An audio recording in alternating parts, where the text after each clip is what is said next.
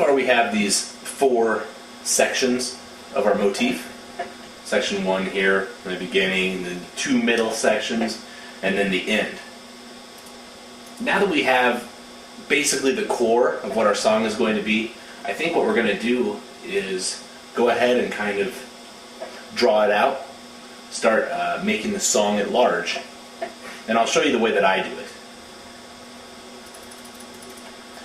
Results will differ.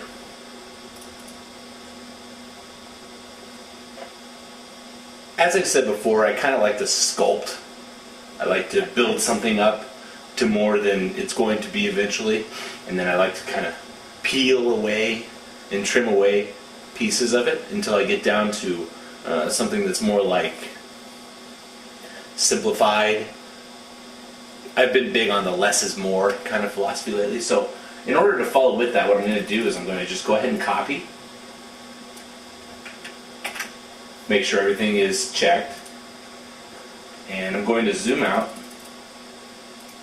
It's a good idea here to set your snap properties to whole notes. That'll skip entire measures, and it'll make sure that you don't accidentally kind of set things a little too close or too far away. It'll make it easier to paste. And we're going to go ahead and just paste this a couple times. In order to save time, we'll paste 4 sections, copy all that now, and now we'll be able to paste a lot faster. As you can see, paste a whole lot more. You can see how far in your song you are if you click up at the top here. Not there. And we're at 80 beats a minute, so we're at about 1 minute and 36 seconds right there. Right up in here you can see how much time the song has elapsed. What I like to do is kind of take a song and make it about 4 minutes long. There are songs that are 12 minutes long, and there's songs that are 1 minute long.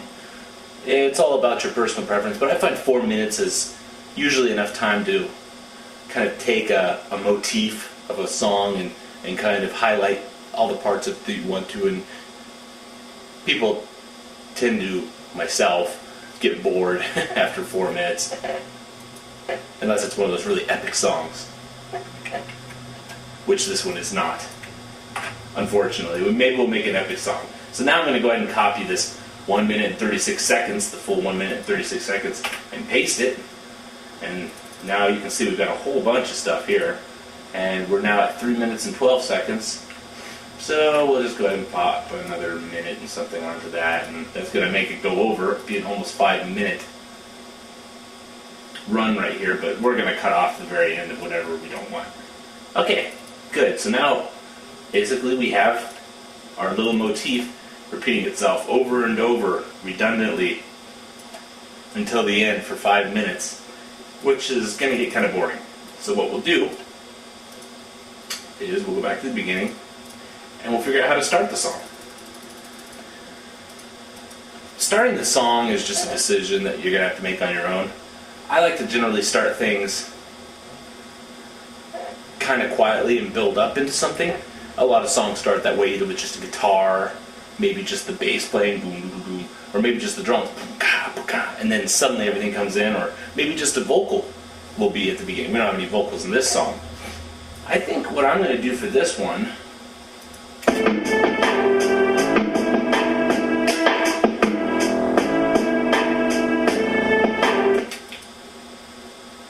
we're just going to start with bass. That's what we're going to do. So we've got our bass track here, and these are our strings. So we'll cut out the strings, just remove them, and we'll just cut out all the drums.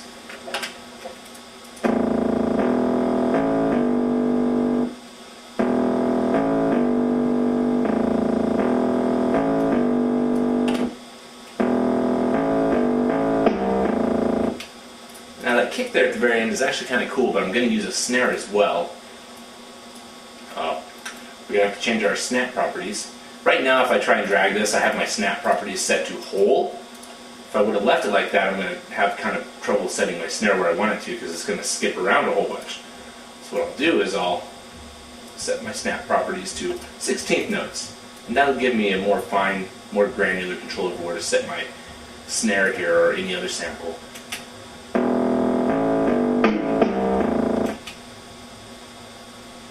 Yeah, that'll work.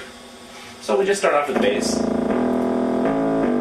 Turn off the loop here so it'll play into the next part.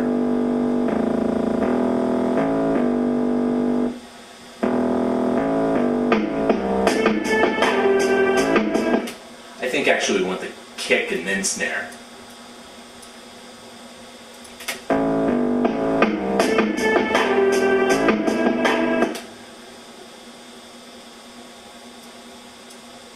We'll do it this way. And since this is kind of a motif, this let's make the make it do it here too as well. Yeah, there needs to be one more snare.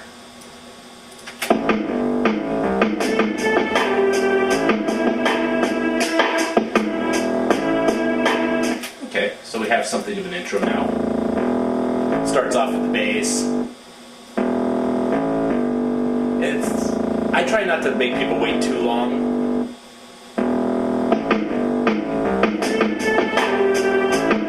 Okay, that works, huh? I mean, it kind of does just jump into it. You know, we don't do a whole lot of exposition there at the beginning. That's okay.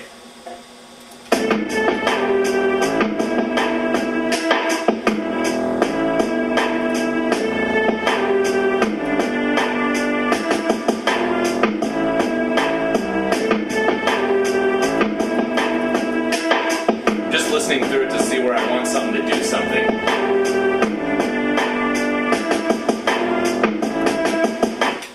So right here would be a good place, I think. We'll go ahead and highlight this section. Right click, set loop points. So this will be the part that we're working on.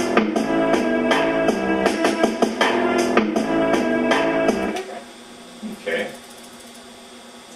So let's get in here. Now the reason I want to do it here is just because it's kind of like, we started here, we went through 4, 1, 2, 3, 4, 1, 2, 3, 4. And I kind of want to have different emphasis here at this point. So what we can do is just kind of mess around randomly, or I'm going to listen to it.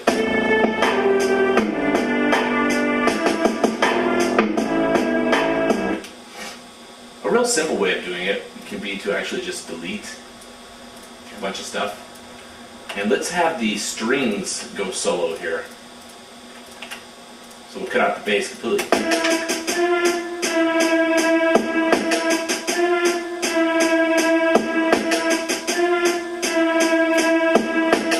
Yeah, that's simple. We're going to kind of do a sketch of our song, I think. I'm going to go through and find sections that we want to put something in, that we want to put emphasis on, that we want to change things up about, and then we'll come back to them and elaborate on them a little bit more.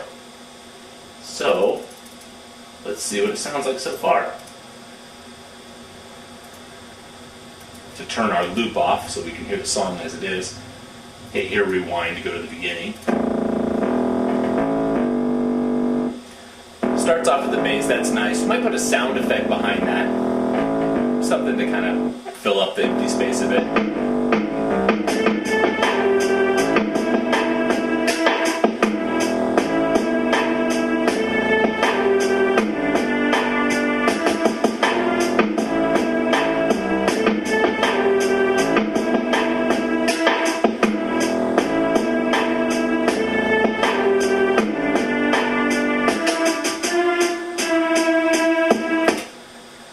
That's nice. That works. That works good. And hearing how that sounded, I think what I'll do here actually is cut out the strings for a second and just let the drums and the bass, or the drums and the bass, go by themselves for a little bit here without any help from the strings. See how that sounds. Oops. Cut out the strings.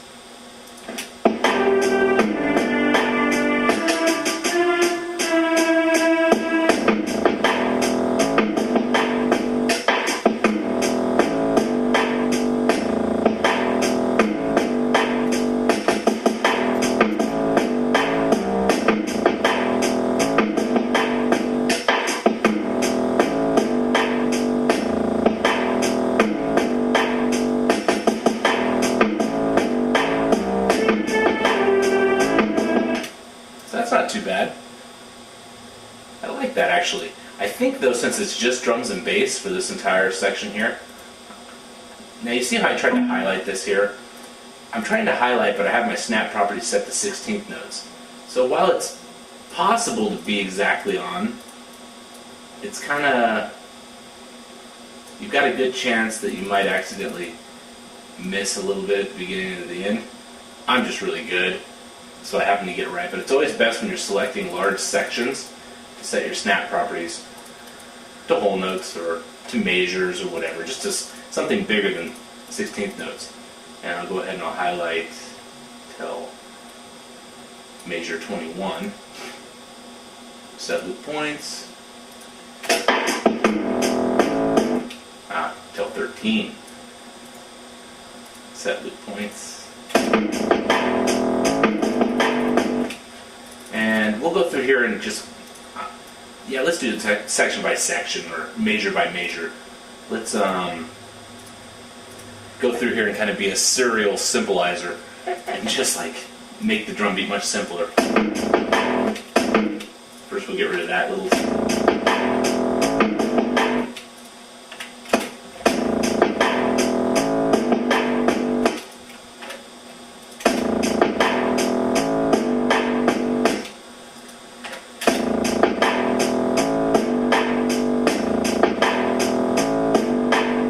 That's good. And I see no reason not to go ahead and use that for these next few. So we'll copy it. Copy those couple right there.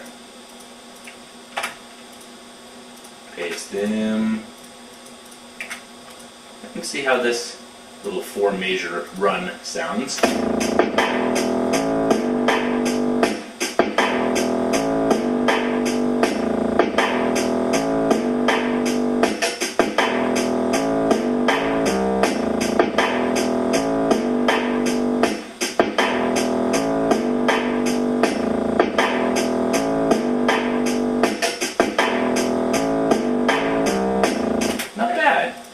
I do hear a couple opportunities for some more simplification here.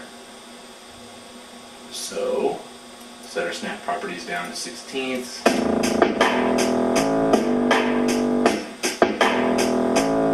Right there.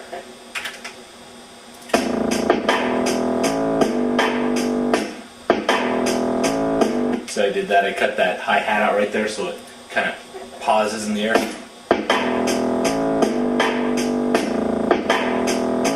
Does it twice.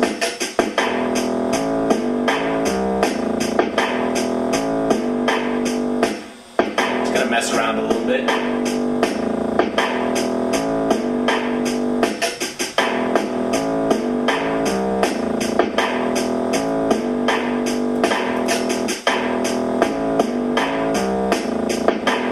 Okay.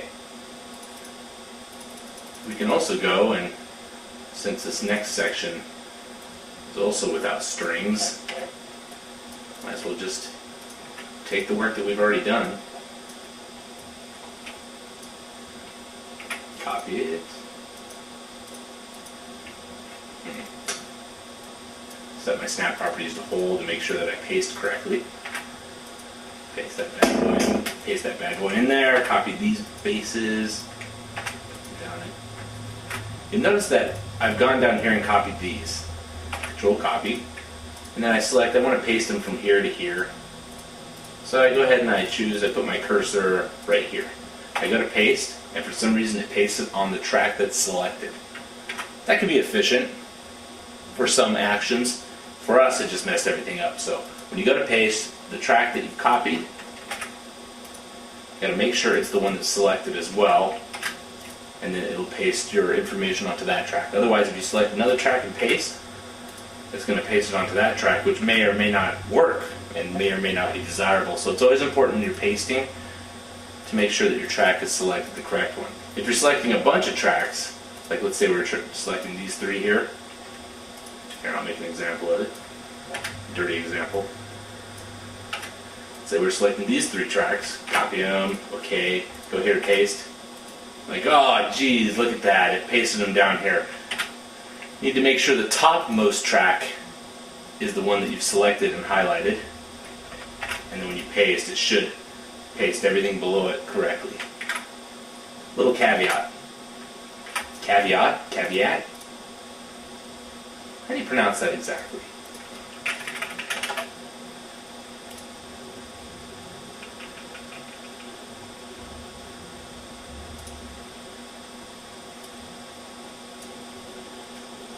Caveat. Caveat. Caveat. So that's a little caveat. I wonder if that's how the French pronounce it. Anyway, if you're French, you can tell me the proper way to pronounce it if you wish.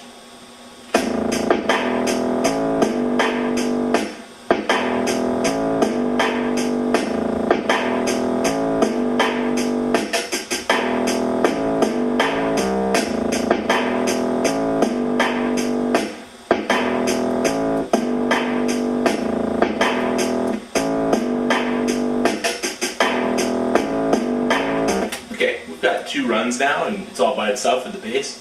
But I was thinking, like, it might be kind of cool to mess with the bass a little bit here.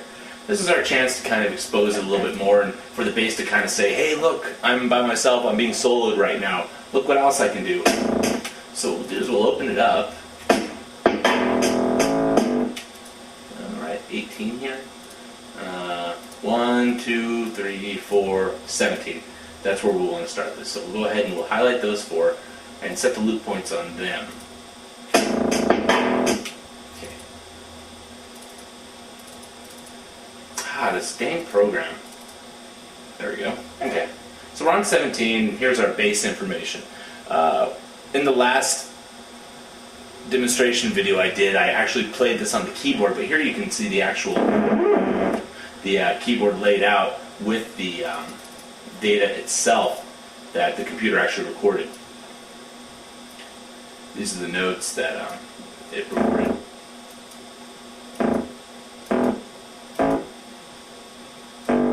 Boom, boom, boom, boom. So let's play around with them a little bit. Instead of starting off low,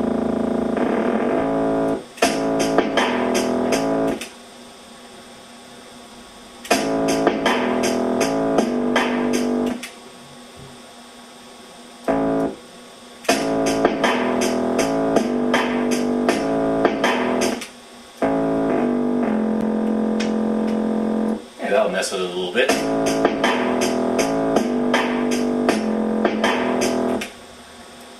No, do, do, do. That's what I hear.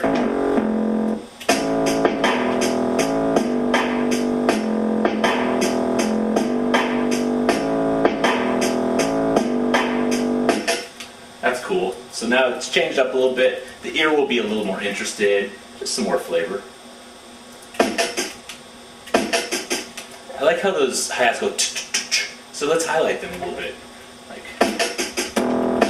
this is based on A. So this is A, by the way. You don't need to know that. But it sounds like that. We'll make this note shorter.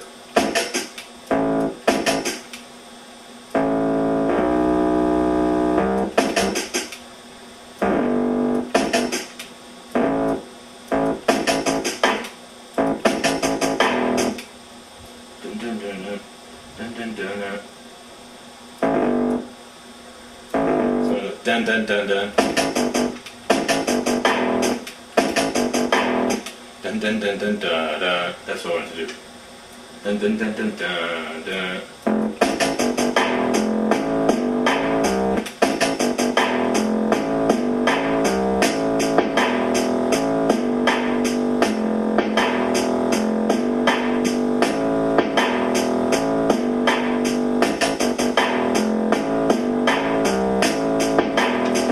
So we've kind of modified it a little bit, and the strings will come back in. Take a quick listen to how things sound so far. We've now gotten up to, wow, exactly 1 minute. We'll turn off our loop, and we'll hear it from the beginning. So we're starting off with just our bass.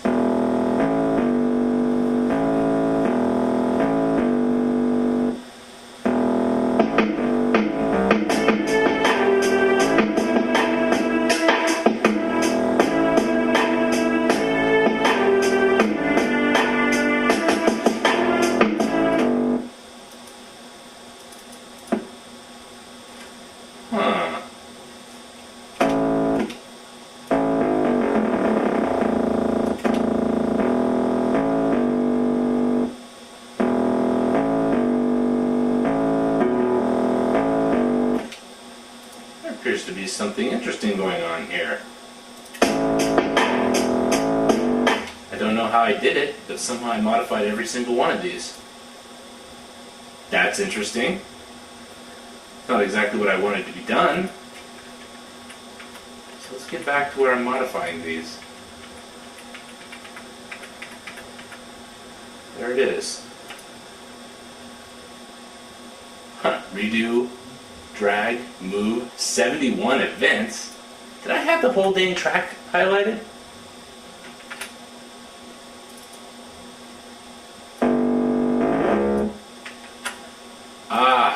I'll have to review the tape, and that'll be interesting. Maybe I'll put that in the next one. Anyway, we didn't want to modify every single one. I just wanted to modify these couple. How about that? Well, it's mighty bizarre. Alright, I'll set my loop points, and we'll go back and we'll do that again.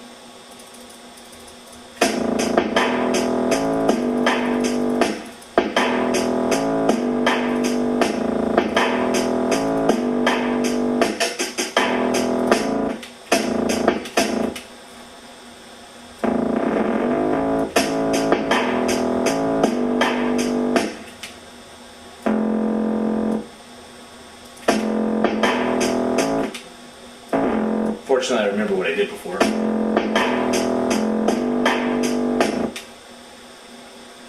And that's better this one be low this time, too.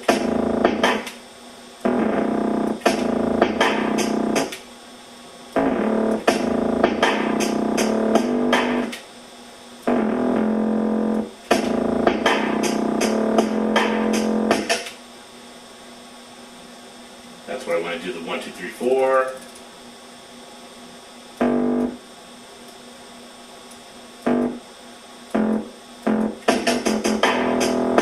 Different notes this time, but it's the same effect.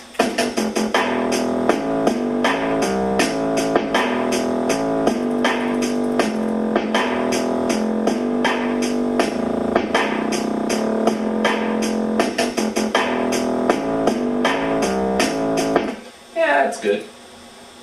Good enough. Now let's hear it from the beginning. Turn our loop off.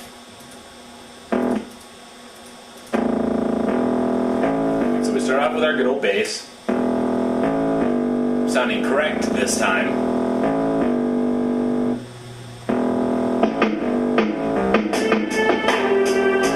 Break into our full motif, so we don't make people wait too long, you know? Kind of like taking the top off the souffle. We play our motif twice through, our motif being 4 measures. Then at the end of this one, just the strings. Now we go into just the bass and the simplified drums.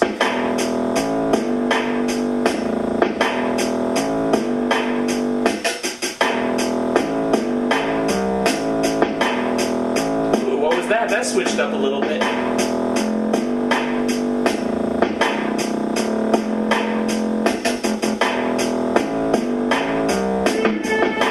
Back into the main motif again. And the ears are kind of grateful for that. They're like, okay, I recognize this. I enjoyed what you showed me last time, but I'm glad to be back to where I am.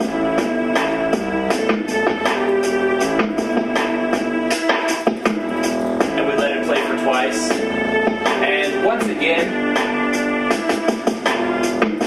here at 28, which is the end of this motif here, we're going to mix it up a little bit again and lead into a different section, doing something different this time. Set our loop points, zoom in so we can get into some more detail. How about this time we do something fancy with the bass and the strings? Why not?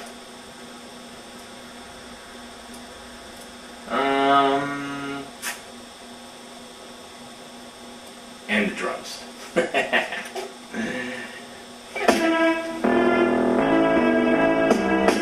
See, you could just do that. We could just cut the drums out.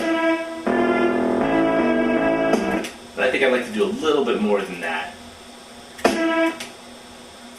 To zoom in here. See, we're on measure 28.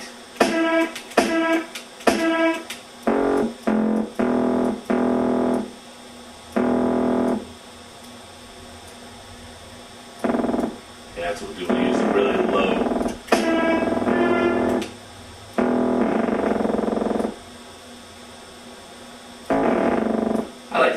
mess around with the notes. You can see here I'm staying on the white notes, not using these black notes, which are the flats and the sharps or the accidentals. We're staying on the white notes because it's going to be simpler. So as you can see here on the, what's this called? Keyboard piano roll view, the black keys are gray and the white keys are white. So we're just going to keep all these notes. There it goes, highlighting the whole freaking thing again.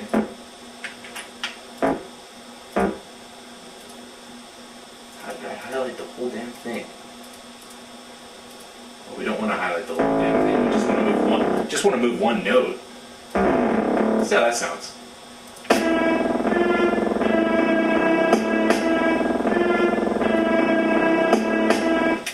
Okay, that sounds pretty raw. We'll make the strings kind of follow suit.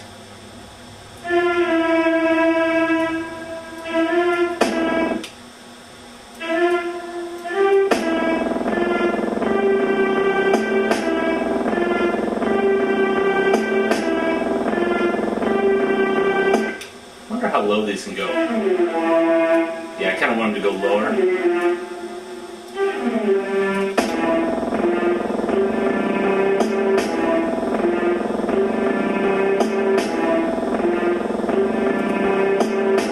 Okay, that's cool.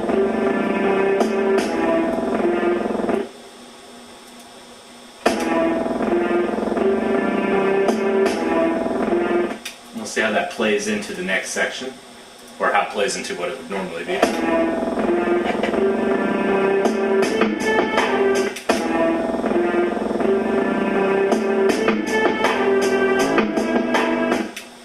Not too bad. So we're at 1.5 minutes now. A little over a third of the way done with a 4-minute song. I spend a lot of time just kind of listening to the song so far and finding a point where my ears want to hear something. Oh, there should be something there. That's what my ears will think, you know. What would a common song, a typical song, a song that I like have at this point? Would it have anything at all? There are some songs out there which are very redundant. They sound just like themselves being looped over and over and over, and they sound great. But then there's songs that just are completely, almost chaotic in how different they are and how much they change.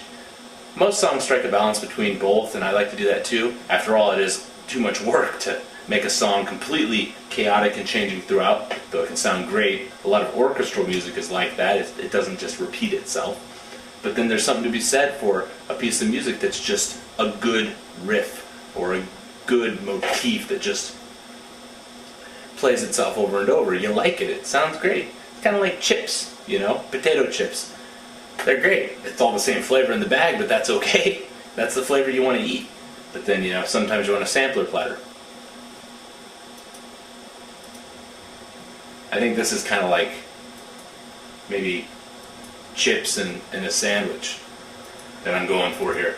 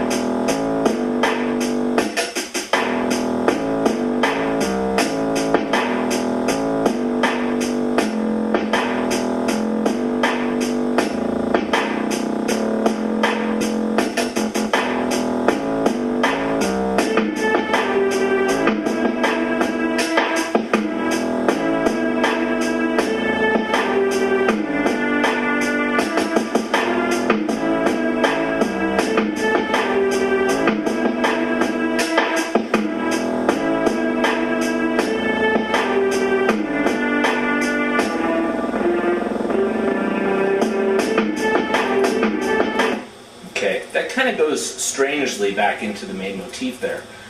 But I'm thinking that this is kind of following a typical song in that you have a first verse, a break, a second verse, and then perhaps something like a chorus. So we'll be following kind of like a rock song or a folk song or just your typical kind of song structure rather than compositional piece. So in order to kind of go along with, it's kind of like this little break right here. It's like that break right there is suddenly dictating what this next piece is going to sound like. So we'll go ahead and let it do that, and we'll make this next verse, or this next chorus, this next section, fall in line with what this is setting up.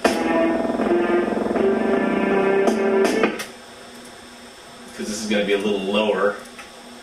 And we'll just take these out, and we'll leave that in.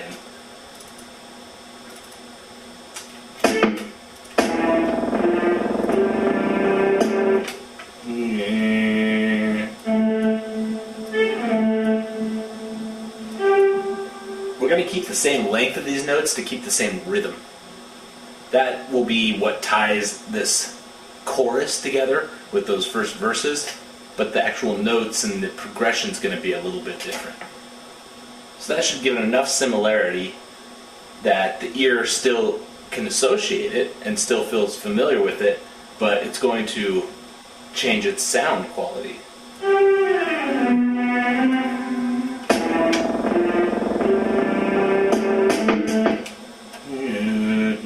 And I want it just to go up.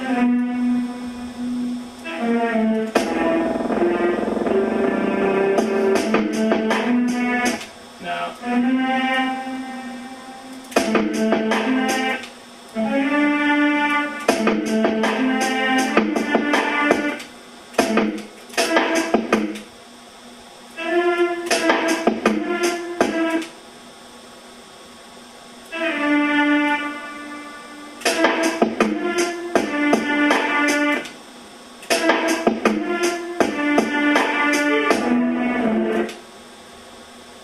Okay.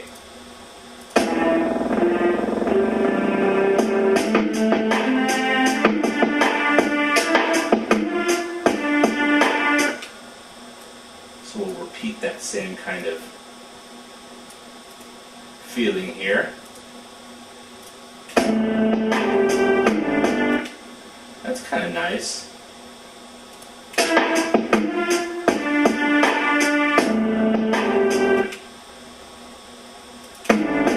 No, that note's going to have to be different.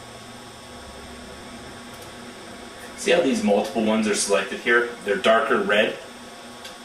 If multiple are selected by drag, it drags all of them together, and that's not what we desire. So my way of doing that is to choose the PRV select tool, which is the arrow, and then you can just select a single one. Then you'll choose the pencil, and that'll allow you to move just a single one.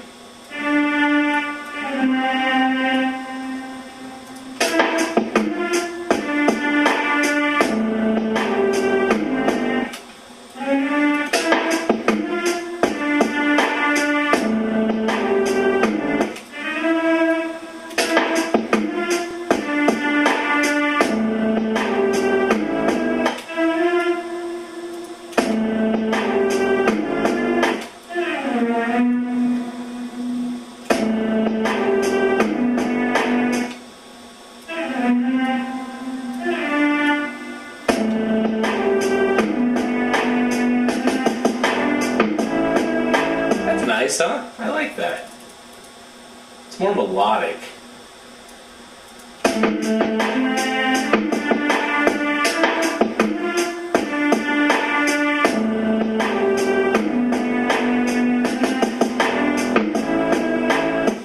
Hey, that's good. I like that. That's good. We're moving to a good thing here.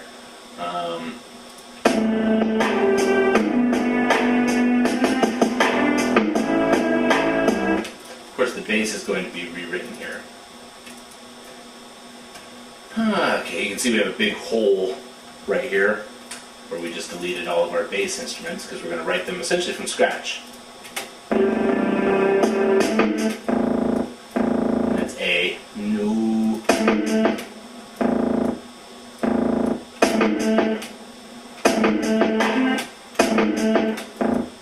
I'm going to follow the kick drum. Boom, boom.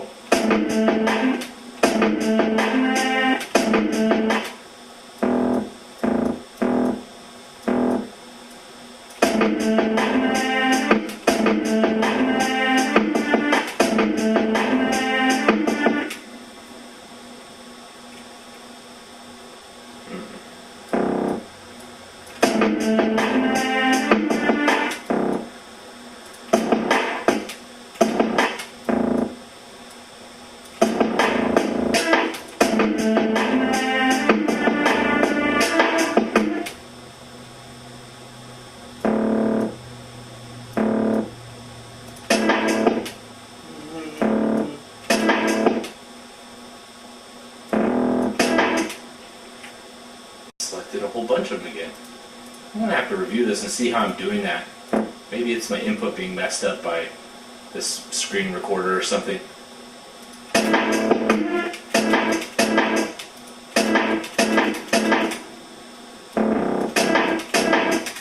That's nice. So you just, depending on where you put the bass, it's going to make the melody sound different. It's interesting, there's always this kind of symbiosis or synergy, if you don't mind that word, going on between the bass and the melody and the harmony. The bass, depending on where it is, can totally change the sound of the whole song. Just one piece can change the sound of everything. So that's what I'm doing here. If I put the bass here, let me drag it out for longer. See how that sounds? Kind of sustained and intense, but if I drop it down, it's more relaxed and you feel more comfortable with it. If I drop it down one more, it doesn't sound quite right. It sounds like it's falling off an edge. If I drop it down one more, it feels solid, but it feels kind of buried as well. So I like it right here on what would be C. Now that's how I did it, huh? So when I hit the note, it chooses everything. So now every single C in this entire thing has been chosen, which there's not actually very many. But if I hit A, then it chooses every single A. Yeah. Okay. Good to know, campers. Careful when you're playing with the keyboard because you're going to select every single note. If I select C and move one, it's going to move every single one and screw every single one up. So I guess you can go off and hit a different note. Yeah, C.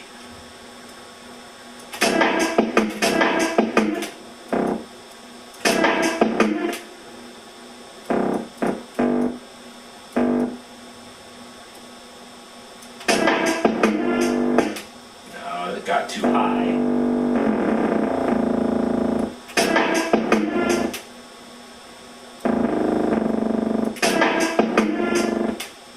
Too low.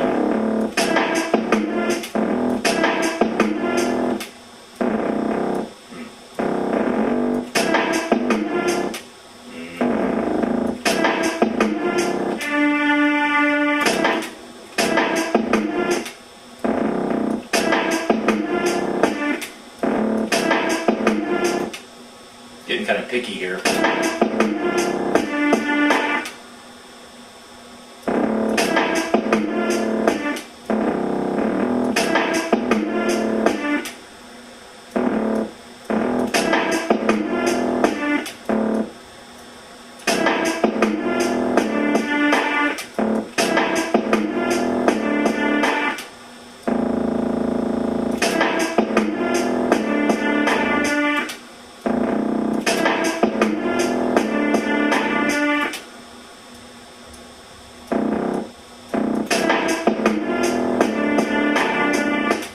Yeah, dun dun. So it's falling into the last measure here. Let's see how this sounds so far.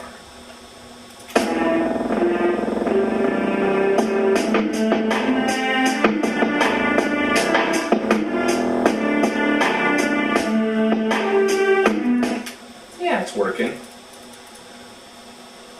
It is a little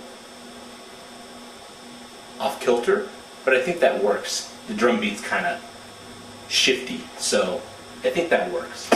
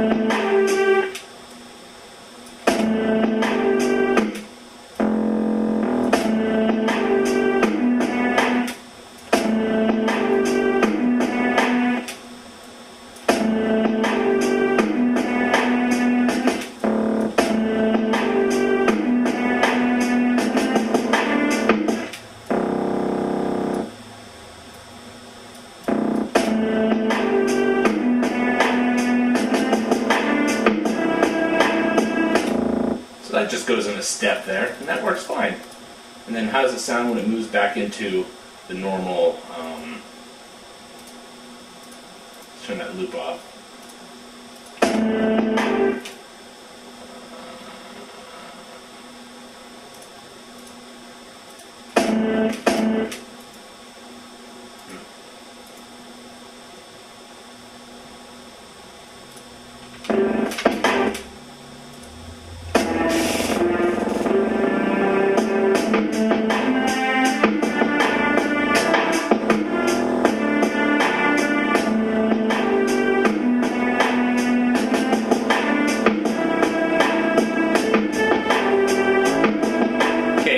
Into it nicely, but it should last twice as long as that. So what we're going to do is go into here,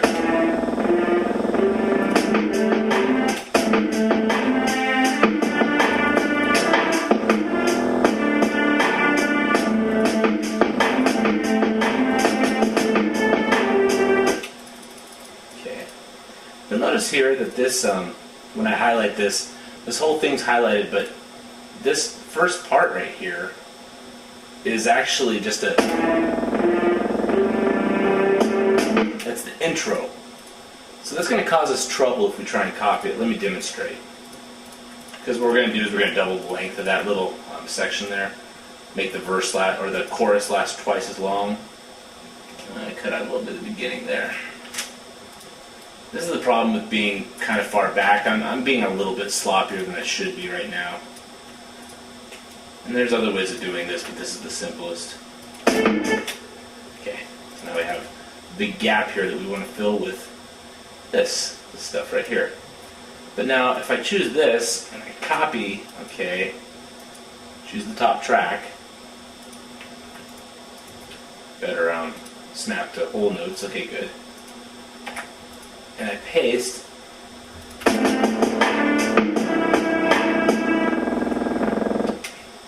See that? It's like put that intro in there when I didn't want it. Because that's going to now it makes the end of this section that I just copied bleed over into this one.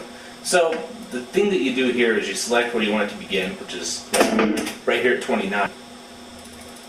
And then you use this technique called splitting. You split wherever this line is selected. And what it'll do is it'll chop your piece, it'll chop your section into two pieces, which is what we want to do in this case. Now that should allow me to select just it and leave the little intro lead-in part here all by itself, which is good. That's what we want. Okay, copy all those, make sure the top is highlighted, move over into here and paste. Now the verse, chorus section should last twice as long.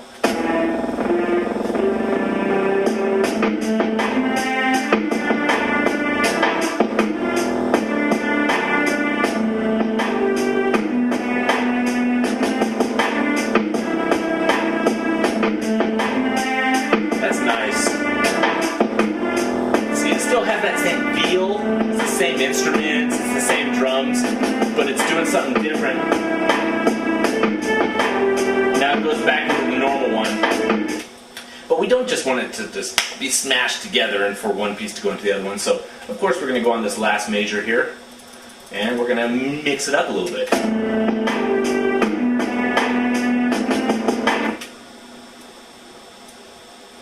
And I know what I hear, what I'd like to go here is some harmony. We're going to cut out the drums. I like the drums a lot, but sometimes the things that you like the most are the best things to use the least. It makes them more special. Maybe it'll make people want to come hear your song again. For me, it just makes the song more enjoyable, because I know that there's that part that I like so much, and I don't overuse it. In this case, I really like the drum sounds. They're pretty cool. I think they're kind of unique sounding.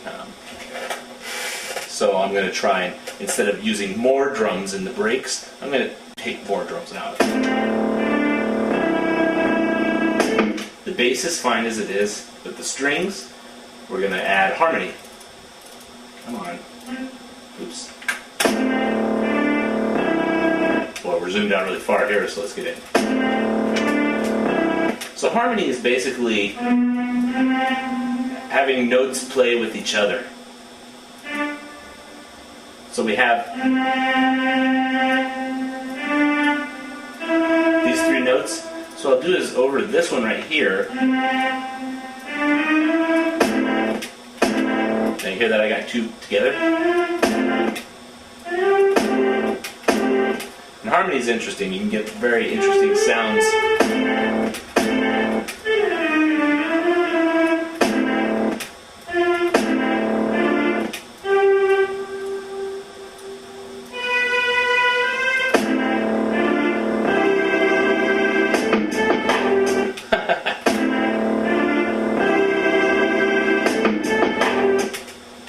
There's a lot of rules and theory to harmony. Seconds, thirds, minor thirds, major thirds, fifths, diminished, augmented. I mean, the list goes on and on for all these triads and minor sevenths and conversions and whatever. But basically, just put notes on top of each other. And when it sounds good, then you got something that sounds good. Theory's nice and everything, but unlike science, in music, theories aren't related to fact.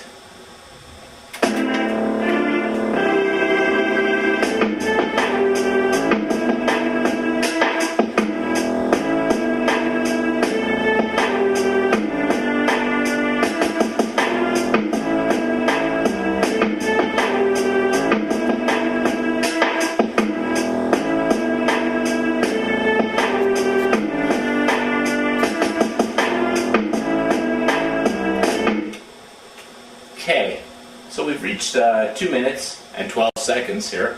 Our song's approximately halfway done being arranged. And it sounds pretty good so far. It's got more flavor than it did. It's more interesting than it was. But, kind of running out of ideas here. What more can I do? I can mess with the bass some more, I can mess with the strings some more, but then it just might start sounding too disjointed. Well, you know what? I think we might just have a short song on our hands here. It is, after all, not terribly complex and not a terribly ambitious song, so let's cut it down. If it had vocals, then I guess it could probably go twice as long, because vocals add that element of intrigue, of interest, that's otherwise missing from an instrumental song, such as this one. So let's just cut it down. Okay, I just hit backspace instead of delete. I don't really know what that does. Hopefully I didn't do anything.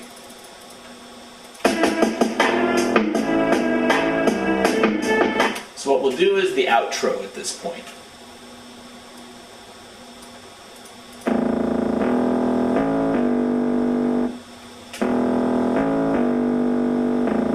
I think the outro is going to be strings, since the bass was the intro.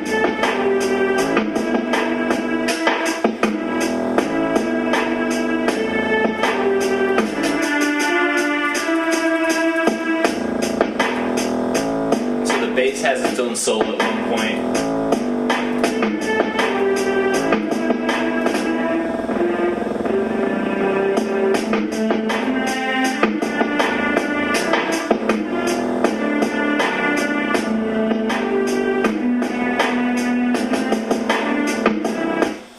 something. The drums during the chorus verse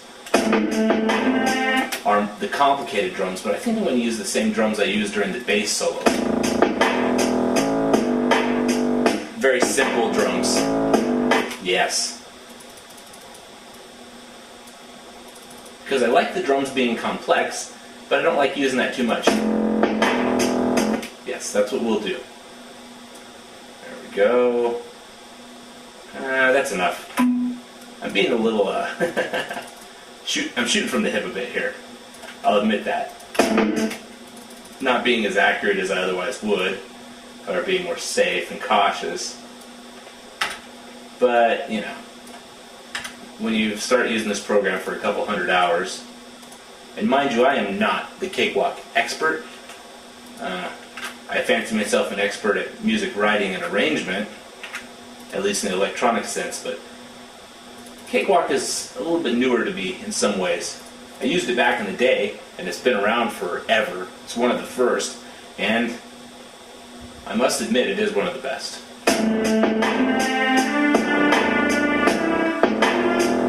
That's better. The simpler drums kind of demand less of your ear for this part that's different.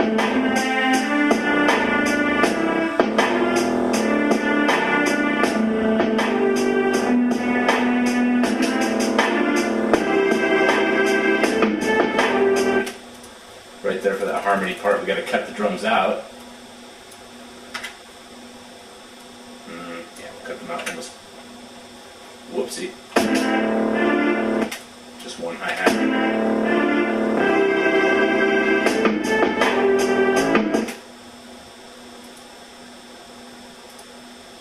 We won't have that last bass note either. We'll shorten that.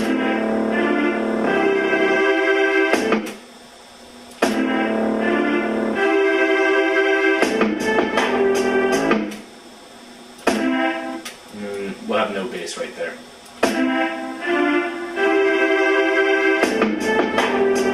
That's good. That makes it, when it comes back in, it's like the bass has a second to breathe and think and be ready to go back to doing what it wanted to do in the first place, which is the main motif.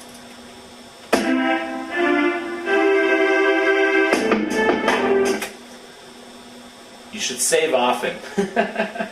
What I do sometimes is actually file save as, and I'll append 001. And it's always good to be able to go back to what you were doing. Sometimes you might stray too far and suddenly realize that you totally screwed everything up. Like, oh, what was I doing before that sounded so great? I remember it sounded so great. But you can't undo and go back that far. Sometimes it's nice to have your old versions as well. So in this case, we'll go ahead and we'll save this as a new one. I'll append 001 in case I want to put 998 more versions. And now I have it saved up here as that. And it's saved in case my computer suddenly crashes, which it does sometimes for some reason. Alright, so we're here at the end of things, as Sam and Frodo said to each other so emotionally at that point when they were on Mount Doom. They're not gay, they're hobbits. Just very in touch with their emotions and stuff. And I have nothing against gay hobbits, or gay people, or really anything. I'll quote the great Homer Simpson, "There's nothing wrong with anything."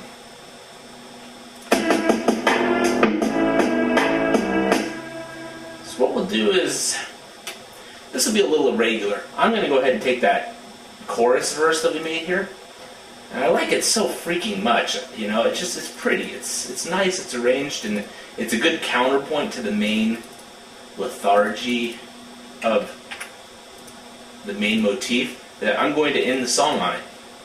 That's not typically. You should probably end most songs, theory would say, on the main motif. But I like this chorus motif.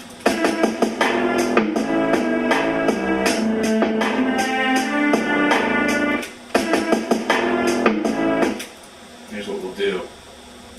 To make it a little odd is we'll completely cut the bass and the strings out here at the end.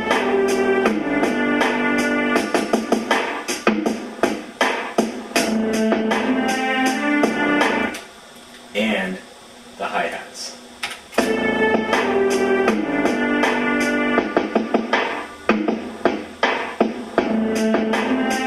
Oh yeah, see that?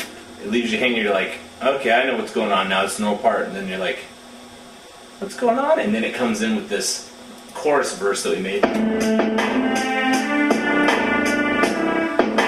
In fact, just to leave it hanging a little more, no hi-hats until this point.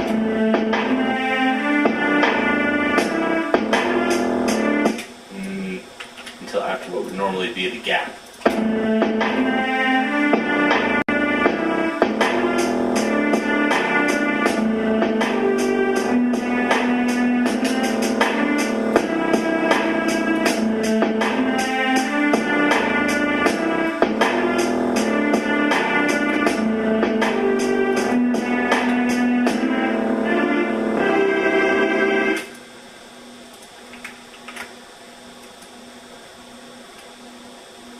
And then, there the drums end.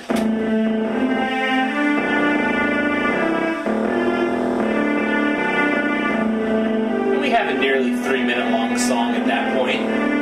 That's respectable.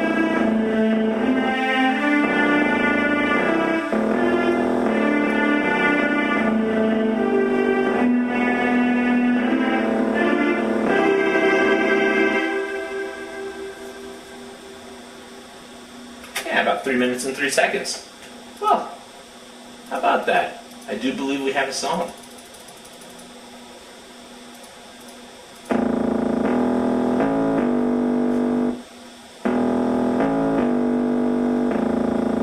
Let's bring up the console and see how things are looking.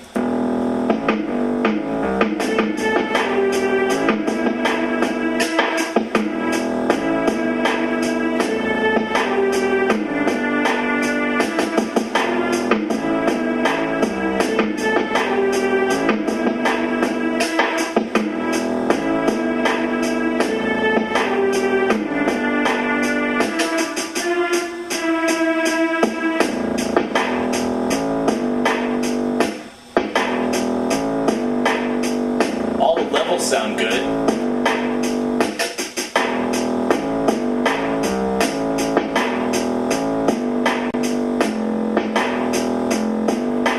Might just be me, but those hi-hats might sound a little loud. This is why I put the drum components on separate tracks, so that when it comes down to mixdown time, I can totally pull the hi-hats out if I want.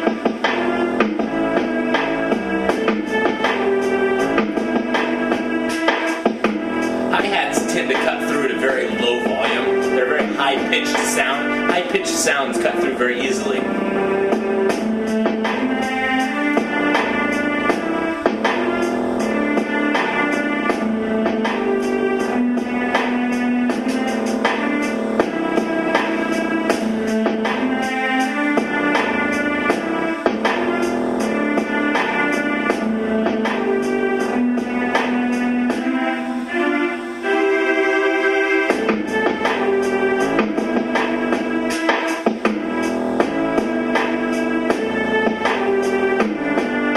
Sounds good. I think the levels sound pretty good. This isn't the most complicated song in the world. I think that the next instructional video I do will be me doing something a little more complicated, since I'll skip over a lot of the details and just let you watch how I kind of evolve a song.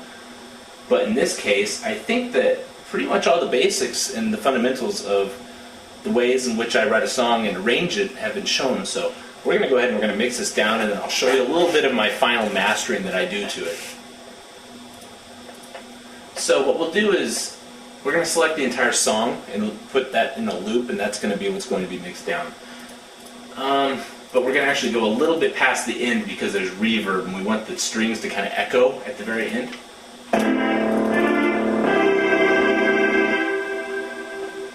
They fade off a little bit, you know. Yeah, we don't need them to echo for too long. So we'll just do to major 63. So the song altogether will be 3 minutes and 6 seconds long. So far out there for a minute. Highlight the beginning. set the loop points. Control A to select everything before you mix down. File, export, audio. Now I haven't created a folder for this. I thought I did. Media. Come on, let me double click in there. Uh-oh.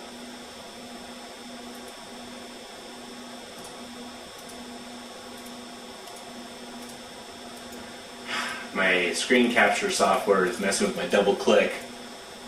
Anyway, open this. No. Select it. Where are you going? In here. Make a new folder. This is my media folder. This is where I keep a lot of the songs that I've already written. You can see them on my music page, wheat.com, w33t.com. I think it said it in the intro in big green letters this time, and orange letters on my first one. And this is called vlog. What's the exact name? Yeah, something like that without a semicolon in it. Yeah, that's the one. And we'll go ahead and we'll select that. And we're going to name this song. Now is the chance for me to actually give the song a real name.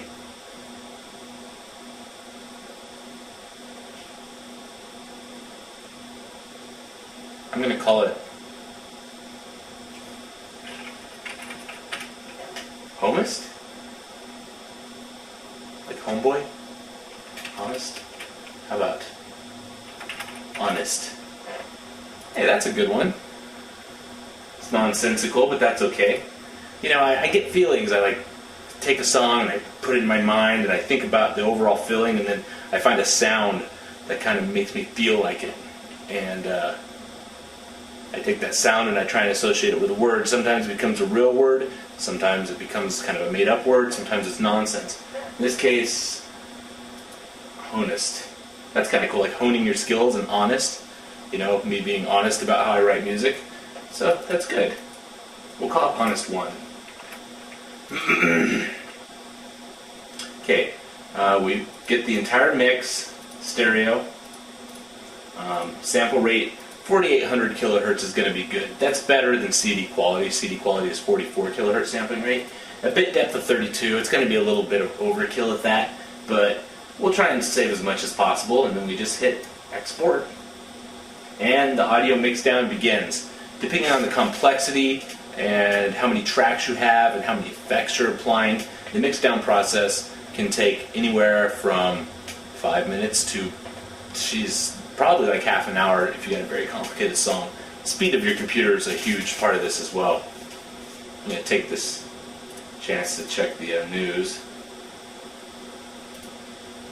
Fortunately, I got a pretty kick-ass computer. What's going on? The shuttle. Bush lays wreaths. That's good. September 11th, tomorrow, by the way.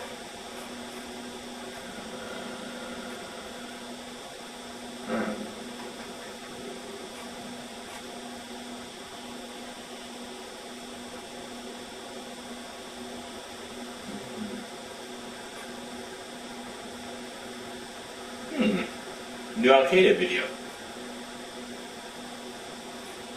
Man, they release videos faster than I do. Let's see. More often, at least. Let's see. Nothing special there. It's on Google Video. Haha, Shakira hips don't lie. That's a good one.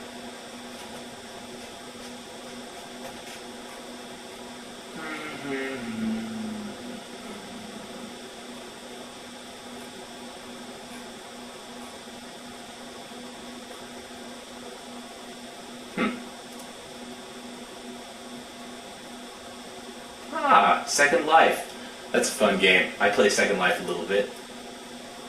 It's funny to have a massively multiplayer online game where basically there's no skill tree except your very own, and there's like only one ladder, and it's like, well, there's two ladders. Yeah. The first ladder is like scripting and programming skill, and you have to improve it yourself, and you have to grind a lot for that. And then there's like interpersonal interaction ladder, which you're kind of like, you get an initial roll and that gives you like a ladder. Second Life is fun. I like Second Life a lot. That game's wild. It's growing by leaps and bounds.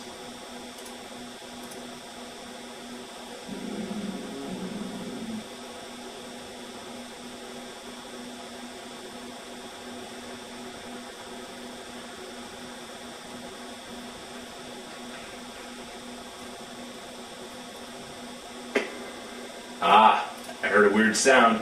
I think that means that my track is finished being mixed down. So we'll go to my media folder, which I just keep on my desktop so I can, there it is, there we go.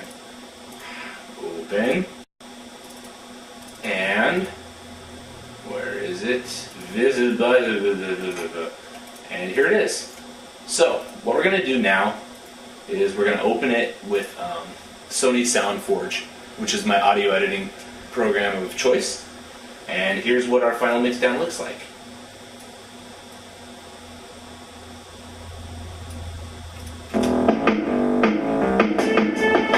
So you can see up here there's like these little, I call them hairs, you know, but when you zoom in you can see that it's the points where the kick drum's hitting.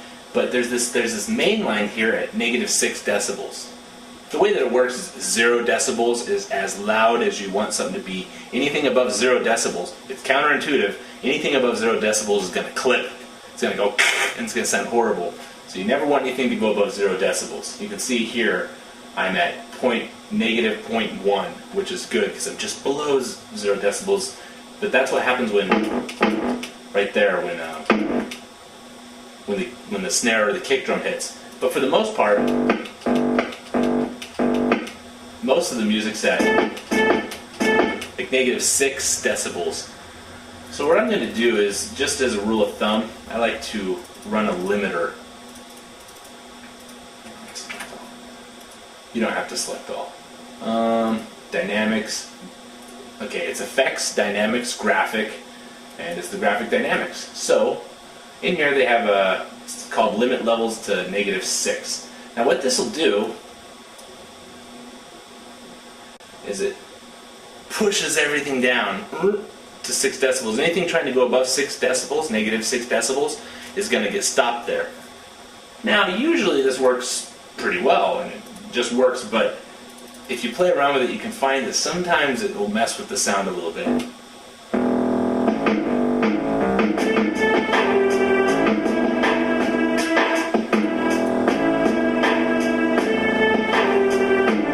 It's your own personal discretion to decide if you don't mind the bit of audio affecting it does. In this case, it affected it just a little too much for my taste. So what I'm going to do, I'm going to go in the graphic dynamics, and I'm going to push it down, not -6, but just -4.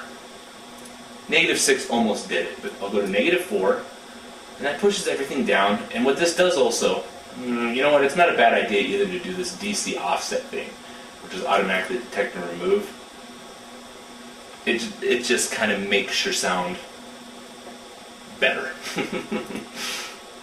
Okay, so now I've done this, and you can see you still get little artifacts. There's a couple ways to get rid of those. I'm going to test this one I've been thinking about recently. If I go to Effects, Dynamics, Graphic, -4, turn my release down to 0, my attack down to 0. And that almost got rid of it. What you can do is, you can see up here -4.0 is just about exactly what 99.9% of my audio wave is. There's this little freaking hair that pops up right here. Somehow he escaped the processing machine, and that happens in SoundForge. It doesn't happen in other programs. Similar things can happen. In SoundForge, what I do now is I'm just going to ignore it. It's okay for a split second for things to clip. So I'm just going to go to Process Volume and turn the volume up by 4 decibels. And everything's going to go up, boom, and fill the screen. So for the most part, it's going to be 0-0, but at one point, it's going to show a momentary clip somewhere. But you know what? It's not going to affect the sound wave that much. It's going to be fine. Now, the next thing that we do now that we have our song mixed down and such, I'm actually going to save it as. You hit the little disc with the question mark up here, or File Save As. make sure that I'm in my right folder, media, select. I'm going to save it as honest1-001 final, just to tell me that it's like, oh, it's final. And I'm going to save it at 48 kilohertz. No, I'm going to save it at 44 now, just to make sure that we save our progress.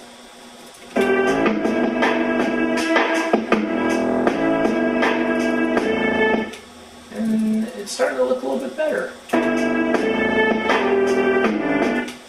This is where you can just really start messing around. Graphic dynamics is a way to compress your sound. Compression is taking things that are quieter and making them a little louder, taking things that are loud and making them a bit quieter, compressing your dynamic sound. In a real-world listening environment, you're going to want a band to be quiet and loud because it gives emotion to it. But in a recording, you only have so much range, you know. If you're driving down the freeway and there's a real quiet part of the song, you can't hear it because the engine's too loud. On the other hand, if suddenly a part of your song gets really loud and you have your sound turned up to hear the quiet part, it's going to blow out your speakers. So you want to make your sound kind of like compressed. Compress it too much and it suddenly starts sounding crazy. It sounds like my voice in this video right now, and actually you're not going to be hearing the compression that I'm doing. You'll have to do this test in your real world. I know that I like do audio engineering, but I haven't got a direct feed into the video camera. I'll have to talk my wife into letting me buy some more equipment to do that kind of thing. So what I'll do is I'm just going to do this 2-1 compressor.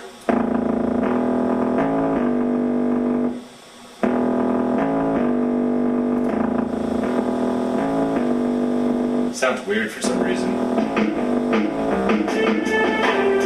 And I'll just push it out and say,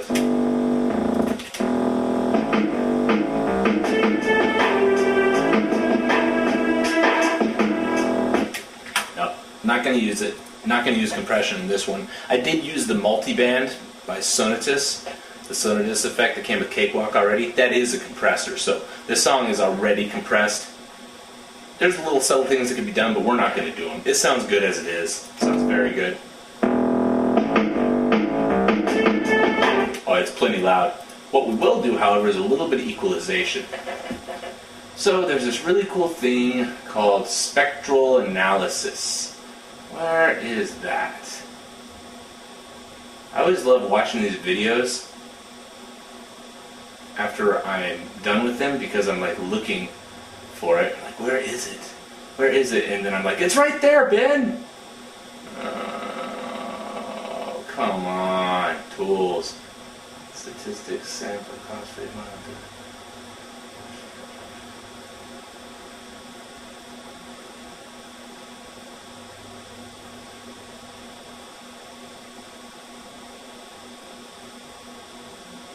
There it is.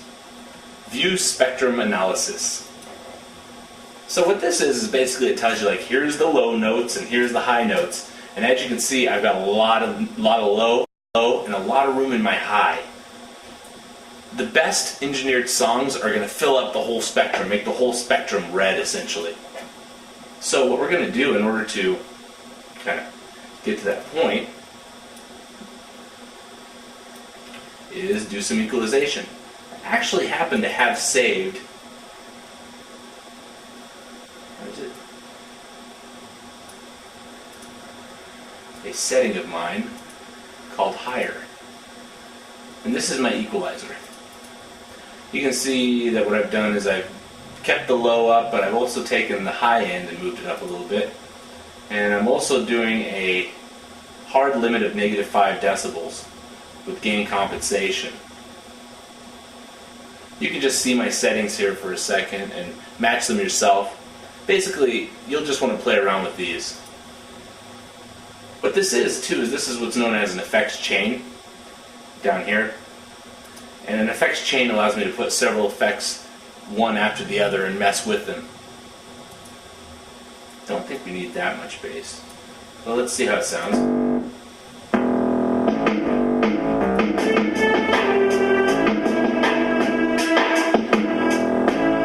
That sounds good enough.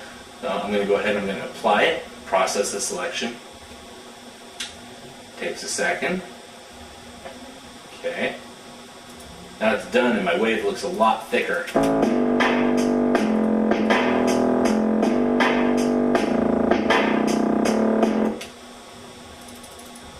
I can tell by the look of my wave that my bass sound has got a weird DC offset. That'd normally be undesirable. Also, it's clipping. So what we'll do is we'll go to volume and we'll go negative barely anything and see if that fixes it.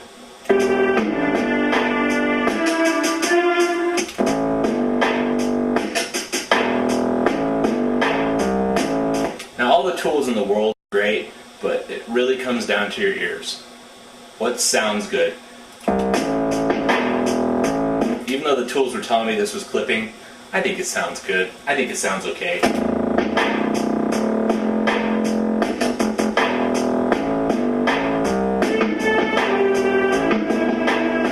Okay, it did clip a little bit.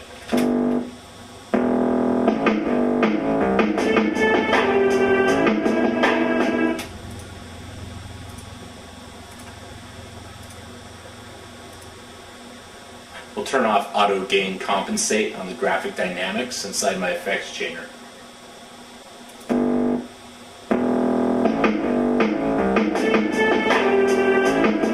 Okay, we're holding steady at negative 0.8 decibels, and that's plenty fine for me.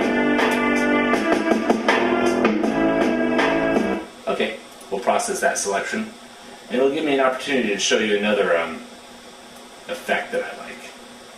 Let's just process. Okay, there. Did I just double process it? Undo effects chain, undo effects chain. Let's try that one more time. Auto gain compensate is off. Process. Just processed a little faster than I thought it should have. Okay.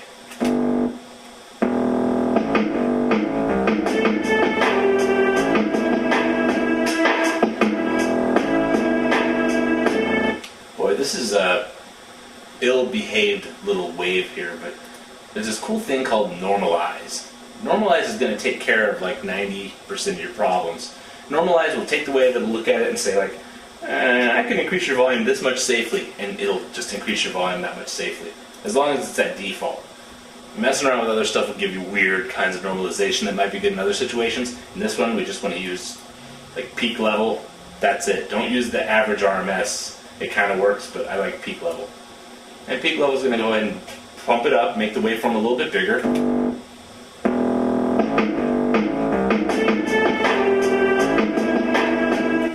Just by looking at it, I can see that we can probably compress this down to -3 and probably still be okay. So, hard limiter to -3.2 ought to be okay. And I don't think that's gonna...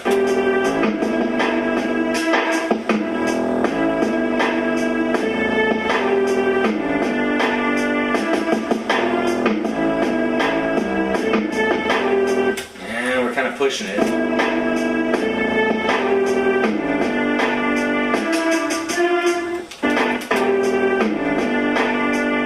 Okay, here's what we can do. I can push the volume up by 2.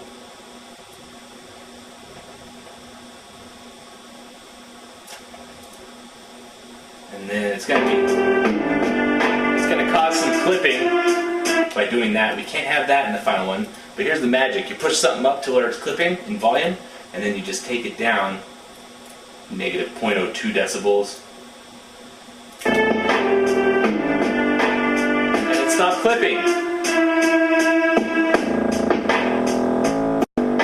That's totally cheating, by the way, but it works. So, there we go. We now have our mastered waveform, and I've made it much bigger than its original counterpart, which I'll bring in and show you.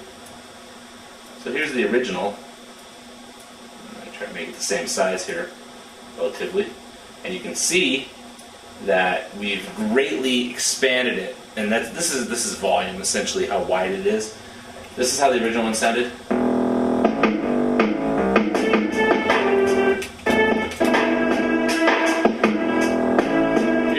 able to hear it over this audio, unfortunately. But it does sound a lot better now that it's wider. I've made its amplitude greater. I've maximized its amplitude, and I've compressed it a little bit. I've limited it, and then I did actually put a good equalization on it. Let's take a look at the spectrum analysis now. And it looks like we're still kind of bass heavy, but we have a little bit more red in the upper sectors, which is good. I think it wouldn't hurt to maybe do a little more equalization. This is the tough part. You're supposed to trust your ears. If it sounds good, and you should be happy with it. But I find that if you fill up the spectrum, your music is going to sound better on more listening environments. Some people are going to listen to it on headphones, some people are going to listen to it in their car, some people are going to listen to it on their home stereos, some people are going to hear it maybe on store speakers if you're really into that Muzak thing. So let's just push up the high end.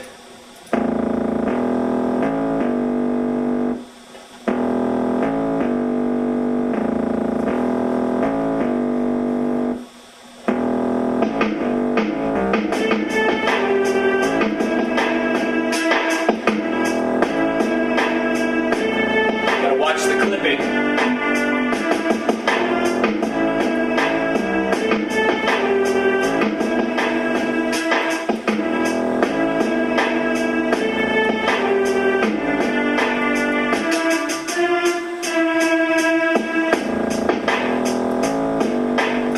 Make it less linear.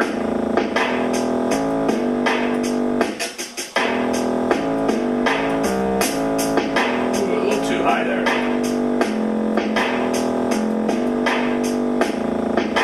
Hear a bit of crackling. You want it to be crisp, but you don't want it to crackle.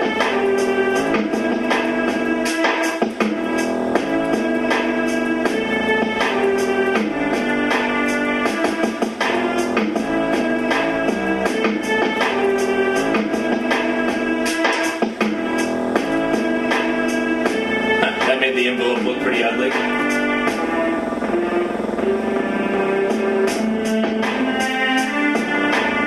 Okay, I'm going to go ahead and apply that. Because I turned the gain down, it's going to make my wave a lot smaller, but I can simply go up here and normalize it. Normalize is going to automatically make it a bit bigger. But I can tell. I'll just like play a little section.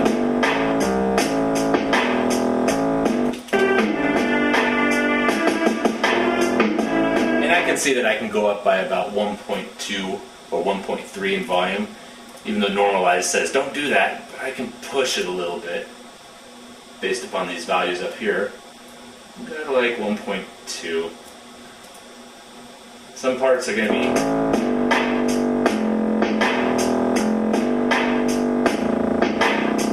unhappy with my clip. I'm going to make sure that I kill the clip by going, you can actually go negative 0.01, and that'll kill any clipping that's occurring, even though it's already been processed, so to speak. And now we're going to take a look at our spectrum analysis.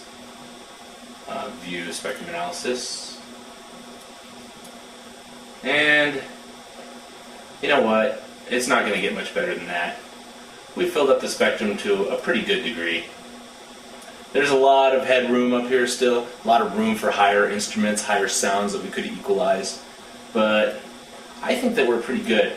It's space heavy, but that's natural because of the type of music that it is. And after all, really the only high stuff we have is the strings, some of the sound from the snare, and the hi-hat. And we don't want that hi-hat to be too notable. So I think we've come to a pretty good level here, actually. Yeah, this does look pretty good, actually. Spectrum analysis is fun. You can, this used to take like 5 minutes on my old machine to do it at this level. And actually, it looks like, it's not so. You can get more detailed spectrum analysis in that way. Spectrum analysis is a very good tool. I'm learning to use it a little bit more. And so now we have our wave mastered. Excellent. You got a song?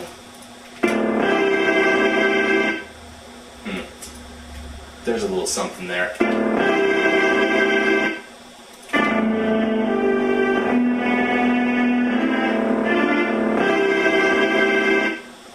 It just stopped. Initially, I was supposed to be able to get the very end of it. I thought I told it to record past the end. Oh, I see the loop only caught to the very end. Well, we're going to cheat. Instead of remixing it down and going back in and going through our whole remastering process, I'm going to go to Process, Insert Silence, at the end of file, and we'll put in 5 seconds of silence. And we'll just go ahead and go Effects, Reverb, yeah, like a cathedral in here or something like that. Yeah, cathedral, and apply it.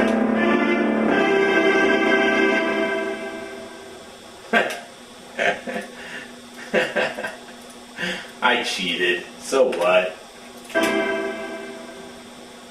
Great. Okay, I'll make it sound a little bit better. Because you can see here that the waveform ends very abruptly. So what we'll do is we'll just kind of just process, fade out that. Oops. We don't want that last little clip there. And then we'll go ahead and we'll do that reverb that we found there, the cathedral. There we go. Now it doesn't end so unnaturally. Sounds good. Save that bad boy.